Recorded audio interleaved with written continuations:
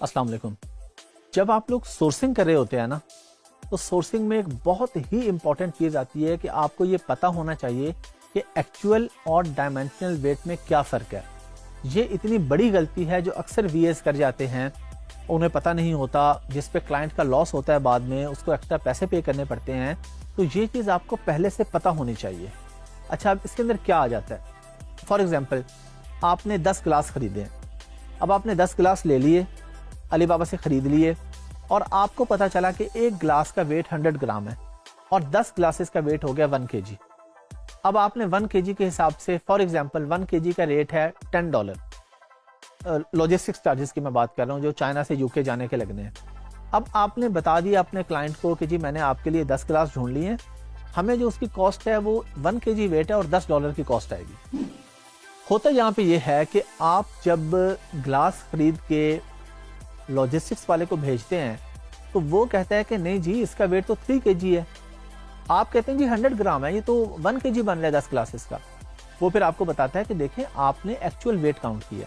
Dimensional wait क्या होता है? लेंथ और विड्थ के हिसाब से अलग से वेट काउंट होता है। अब हम इसमें एक और अगर एग्जाम्पल ले लें, हम एक तकिए की, एक पिलो के एग्जाम्पल ले लेते हैं। पिलो का वेट है 1 kg, 10 ग्लासेस का वेट भी 1 kg और एक पिलो का वेट भी 1 kg है, लेकिन प्राइस दोनों की बराबर नहीं होगी, क्योंकि 10 ग्लास एग्जांपल दे रहा हूँ इतनी सी जगह पे आ जाएंगे, इतने से बॉक्स में आ जाएंगे। पिलो अगर बड़ा है तो इतना बड़ा पिलो है। अब इतने बड़े पिलो के लिए वो डायमेंशनल वेट के हिसाब से चार्ज होगा।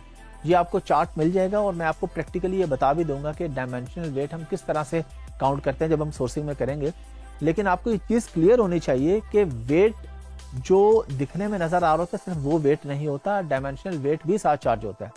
अब अगर आपके क्लाइंट की प्रोडक्ट पिलोज ही हैं, आपने वो उसको बता दिया $10 बता दिए 1 kg के, उसने 1000 पिलो ले लिए, बाद में पता चले जी ये $7000 एक्स्ट्रा पे करना पड़ेगा कि डायमेंशन ज्यादा है आपकी प्रोडक्ट की। तो जब भी आपने सोर्सिंग करनी है, हमेशा अपने सप्लायर से ये क्लियर करना है कि जी मुझे इसका डायमेंशनल वेट बताएं, ताकि मैं उस हिसाब से इसकी प्राइस ले सकूं सोर्सिंग वाले से।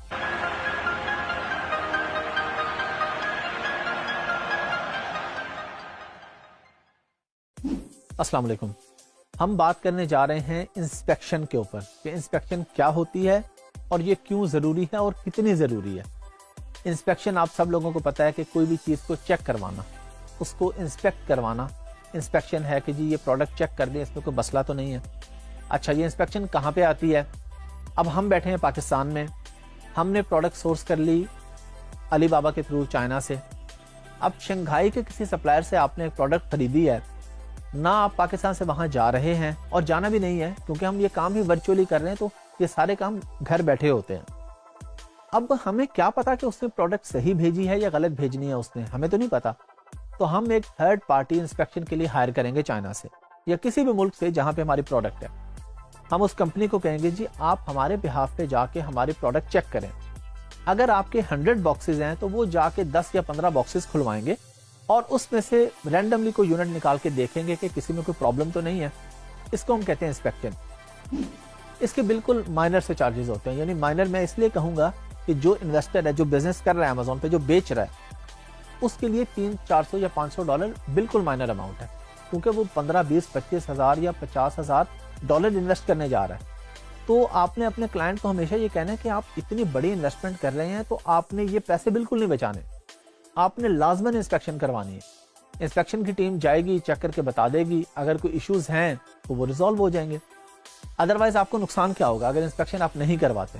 नुकसान ये होगा कि प्रोडक्ट चली जाएगी, एफडीए में गई, कस्टमर के पास पहुंची, उसने देखा कि जी उस पर कोई दाग है, कुछ टूटी हुई है, कोई मसला है, आपको नेगेटिव रिव्यू आएगा। जब नेगेटिव रिव्यू आएगा, आपकी शॉप का फीडबैक खराब होगा, आपके पास सेल्स कम होंगी, आपका अकाउंट सस्पेंड होने के भी चांसेस हैं अगर ज्यादा नेगेटिव रिव्यूज आएंगे तो इसलिए हम ये छोटे छोटे जो इसमें पैसे लगने होंगे, क्लाइंट को हमेशा इस पे फोर्स करेंगे और उसे बताएंगे, उसे इंपॉर्टेंस बताएंगे कि जी इसलिए ये काम जरूरी है, ये आपको जरूर करना चाहिए, और अगर नहीं करवाएंगे तो अपना नुकसान करेंगे इंस्पेक्शन के अंदर। अच्छा, एक और चीज जो बहुत कॉमन मिस्टेक होती है, लोग क्या करते हैं, वो कहते हैं जी आपने फर्ज करें शंघाई में एक बंदे से सामान खरीदा चाइना में, और अब आपने लॉजिस्टिक्स के लिए एक तीसरा बंदा हायर कर लिया। उसको आपने कहा कि जी आप जाएं शंघाई में मेरा सामान उठा के ले आएं और वो लाके और उसके बाद मुझे शिप कर दें। अच्छा, आप पैसे बचाने के लिए लोग क्या करते हैं, लोग कहते हैं जी आप जब सामान उठा के ले आएंगे ना अपने पास तो मुझे जरा वीडियो कॉल करके सामान दिखा देना। पहली गलती आपने ये कर ली कि जब सामान वहां से उठा लिया आपने तो अब आप उस सप्लायर को क्लेम नहीं कर सकते।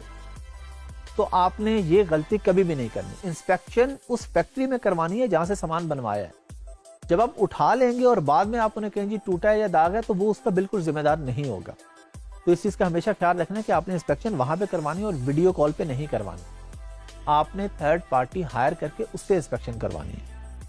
वो इंस्पेक्शन करेंगे, जाके वो बताएंगे कि इसके अंदर क्या मसले हैं। वो पूरी उसकी एक रिपोर्ट आपको बना के देंगे। वो रिपोर्ट आप अपने क्लाइंट को देंगे तो आपका क्लाइंट आपके काम से भी खुश होगा कि प्रोफेशनल आदमी है। वो कहेगा ये बच्चा या बच्ची बहुत प्रोफेशनल है जी, इन्होंने इंस्पेक्शन लोग नॉर्मली वीडियो कॉल्स पे भी कर लेते हैं, लेकिन वो कहेगा कि अच्छा इससे मेरे $300 तो लगवाए लेकिन मेरे पास इतनी बड़ी रिपोर्ट ला के दी कि इसमें मेजर ये फॉल्ट्स हैं, इसमें माइनर ये हैं, मेजर में इतनी गुंजाइश होती है, फॉल्ट में माइनर में इतनी होती है, अगर इससे ज्यादा है तो सप्लायर आपको पे भी करता है। ये आपका पहले कॉन्ट्रैक्ट में होता है। ये हम बाकी वीडियोस में ये चीज सीख चुके होंगे या मजीद हम सीख लेंगे कि सप्लायर से हम कॉन्ट्रैक्ट करते हैं कि जी अगर इतनी गलती होगी तो गुंजाइश है, इससे ज्यादा होगी तो आपको एक्स्ट्रा यूनिट देने पड़ेंगे या रिफंड करना पड़ेगा या पार्शियल रिफंड करना पड़ेगा। ये सारी चीजें हमारी तय होती हैं। तो इंस्पेक्शन हमेशा हम थर्ड पार्टी से करवाएंगे और उसकी रिपोर्ट अपने क्लाइंट को भेजेंगे।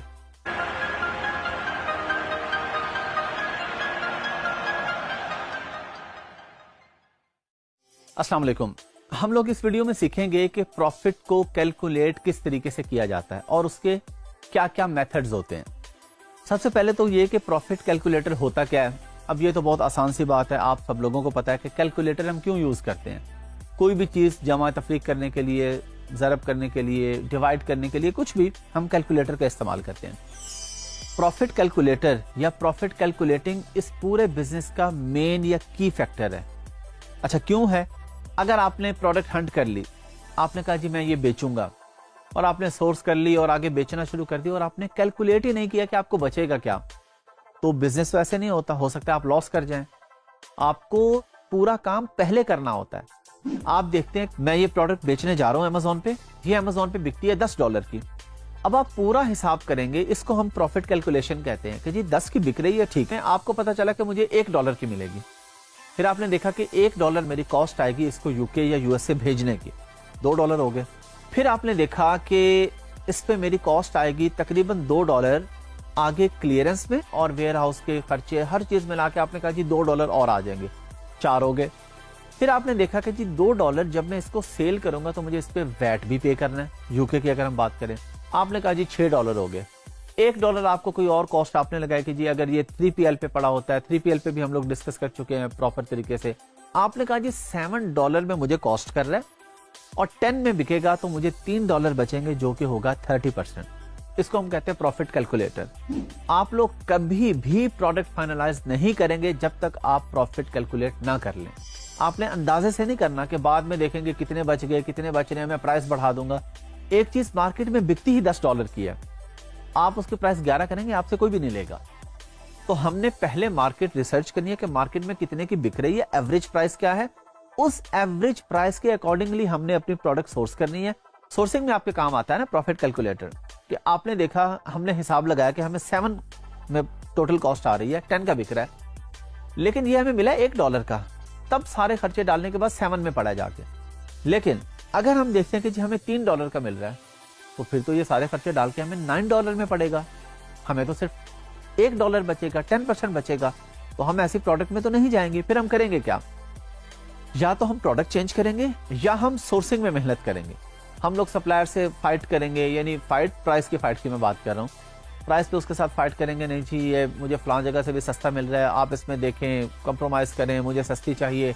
आप नए सप्लायर ढूंढेंगे, नए प्लेटफॉर्म पे जाएंगे, गूगल पे देखेंगे, अलीबाबा पे देखेंगे, और भरे पड़े हैं प्लेटफॉर्म्स। मेन अलीबाबा ही है, उस पर इतने सारे सप्लायर्स हैं।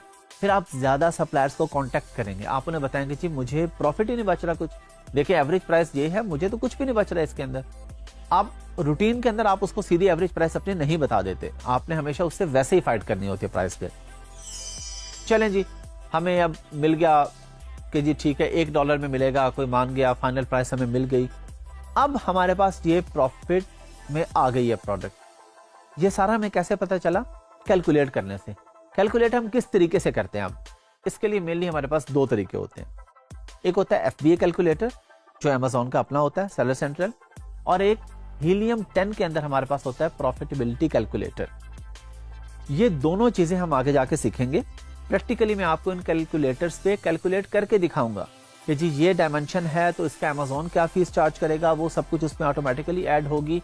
आपने कौन कौन सी कॉस्ट ऐड करनी है, कौन सी नहीं करनी, कहाँ पे ऐड करनी है, किस तरीके से करनी है, कैसे प्रॉफिट आना है, ये सारी चीजें हम जाके अगली वीडियोस में हीलियम 10 में भी सीख लेंगे और FBA कैलकुलेटर पर भी सीख लेंगे।